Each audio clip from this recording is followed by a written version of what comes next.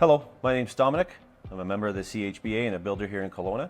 And I'm Gilles, Energy Advisor here in Kelowna, CHBA member as well. And we're here to talk to you about air tightness, the importance of air barrier materials, and the different things you're going to encounter on a job site. And again, to give a kind of different perspective on that air barrier, how it's so important to look at it from every perspective throughout the entire building process.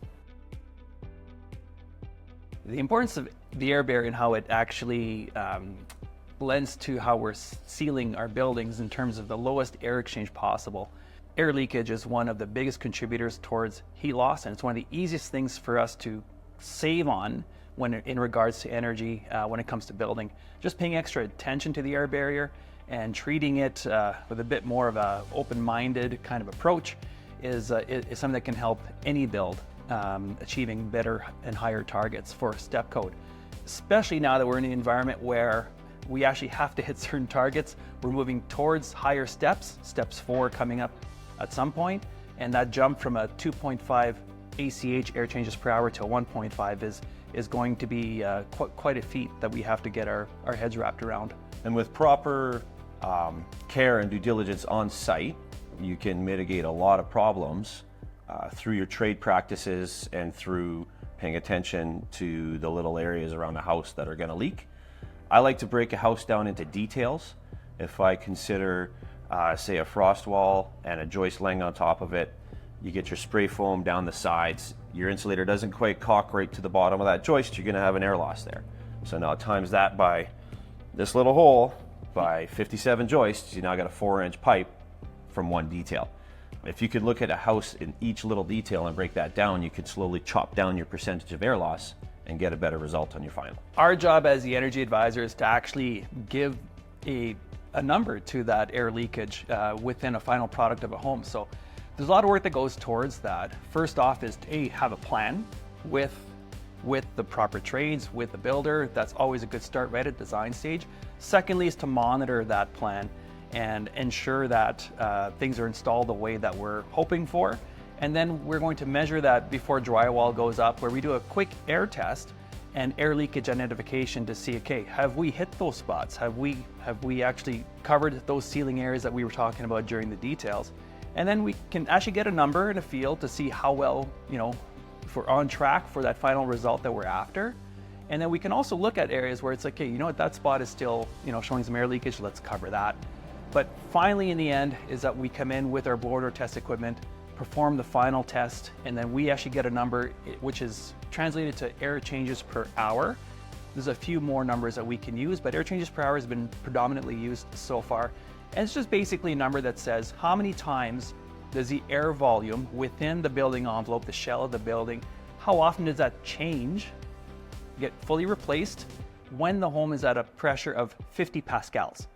Now, we all know that the house is never really at that pressure, 50 pascals normally. It's usually at about 2 or 3 or 0, but that's just the number that we use. So that gets translated into the number of 2.4 air changes per hour or 1.4 air changes per hour. The lower the number, the better.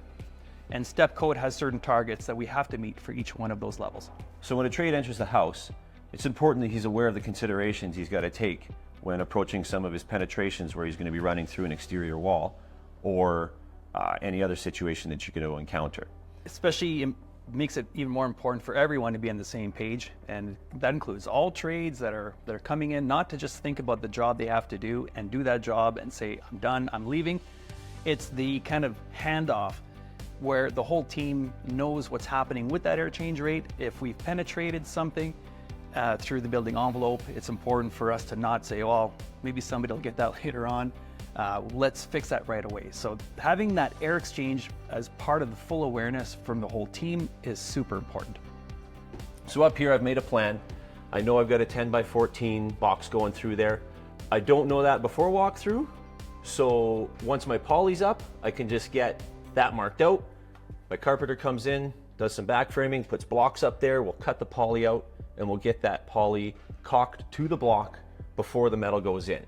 So that's where we have to have a little bit of back and forth with your framer, your trade, your back framer, and your supervisor, right? Like everybody's got to be on the same page to achieve a proper seal at this penetration. It's a super important concept to think about. That is that pre-planning stage, which is all part of having the whole team, on the same page. There is some steps, or there are steps that we need to take before other steps are taken, such as ducting. So this spray foaming, pre-insulation, pre-poly, and stripping in areas that are going to be, inaccessible at some point is super important, and it's still not being done on every single project at this point. All these techniques that we're looking at or discussing and implementing will change depending on that air barrier location. If it's on the exterior, that's something that's not quite mainstream right now at this point, but is becoming a bit more. It's just a different technique that needs to be used. So here we are at another site, another project, and with a bit of a slightly different approach. So here we're actually going to be showcasing the exterior air barrier concept. And you'll see here that when we go with the exterior air barrier, the details will change. So this is one of those spots we're talking about where a framer has to do a different detail. He has put the air barrier on the wall before the trusses go on. So that allows us to maintain that continuity when we transfer from the underside of the truss up the beams, up the face of the wall. You can taper on that beam. And that's another consideration too, is where you have multi-ply beams, we're going to tape into that, but you can still lose air through those plies. I ask my framers to glue those beams together. Wherever we have those getting laminated on site, run a little glue them up, and now we don't lose air in those connections. So here with the exterior air barrier, continuity again is key. So our approach changes a little bit because we're using, again, a multiple amounts of building products and building materials to make up that air barrier. So here, for example, in regards to the continuity, we can see that, we're going from concrete to our exterior air barrier, sealed with that. So that's continuous from that point on. Any seams in the exterior air barrier is taped off at the window detail again. And with that in mind, any penetrations through the exterior air barrier should also be done, common sense wise, at the exterior. So here's a great example of where EPDM flanges are being used. And this can be used, it's black rubber for the most part, and that can be used for pipe penetrations, for vent penetrations, anything like that. And it's great because it really creates a really good seal around any kind of circular forms or shapes, including wires. But again, that's taped onto this. So it's fully continuous from all the way down to here to there, to the concrete. And then we're gonna keep that same kind of concept as we're working up towards upper levels. One thing to add is that we're not promoting this particular brand over any other. This is just the example that we had to use. There's many brands and many different technologies that we can use to achieve our air barrier and achieve those air tightness goals. Importantly though, when choosing your brands, you want to make sure that they're compatible. If you're using different tapes, different materials, you want to do your research on your products to ensure that you have compatibility so there's no long-term failures down the road. The air barrier can be multiple building materials. It can go from glass in a window to vinyl framing, to caulking, to Acoustiseal, to poly, to wood. So all of these things together make up your air barrier. So when thinking about, where might we have some weak spots, is just to kind of step back. You got to kind of think like air and think, hey, how can we make this continuous? And that's the key word. The air barrier must be continuous, using all materials that are, optimal for that air barrier. So for example, plywood can be the air barrier, transferring to, let's say, either spray foam or rod and caulk, and then that could transfer to the weather barrier that's lapping in towards the outside. That weather barrier carries it to the next stage. So we have to think about it as multiple materials, not just interior poly. One of the areas that I found I was losing out a lot of air was at my frost wall window detail. Typically, you got your exterior wall framed, your interior frost wall framed, poly comes up, wraps over. Sometimes they caulk to the interior of the liner. Sometimes, for a while I started putting a 2x2 around the edge of the framing, but we're still pulling air from the back of that 2x2. So I decided to just run plywood. I can transfer my air barrier from the edge of the window, seal that through, and they'll bring that right to the inside where we can just caulk to this edge. And then there's no risk of cutting this poly when the drywall gets ripped out or any other instance where the poly is going to get cut. This is one of our common framing connections is where you run a little piece of plate poly on the exterior wall before you tie in an interior wall. That there is going to be 3.5 inches of wall plate that's not sealed. So I just asked my framers to run a little bit of Acousti-Seal on their top and bottom plates before they intersect their wall. 3.5 inches is going to be this much hole times all of these wall connections in the house. You've got another 6-inch hole in your house with this one detail. Here we have a block that I've installed.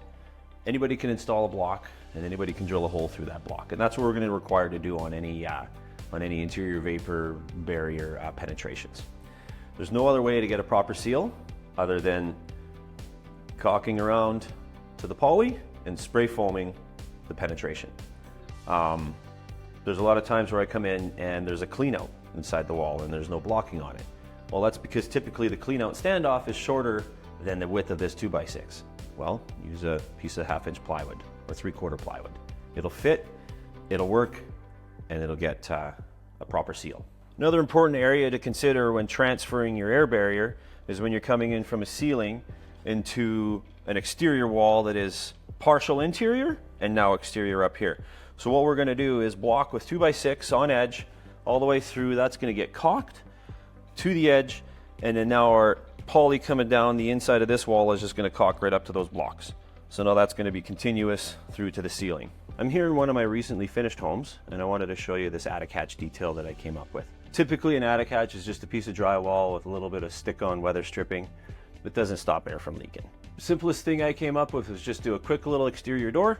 I'm going to do a pocket door latch, flips down. I got weather stripping, I got seal, and it's exterior rated. One of the challenges I faced is executing all these details on site. Got a lot of great ideas, but then I have to get somebody else to do them.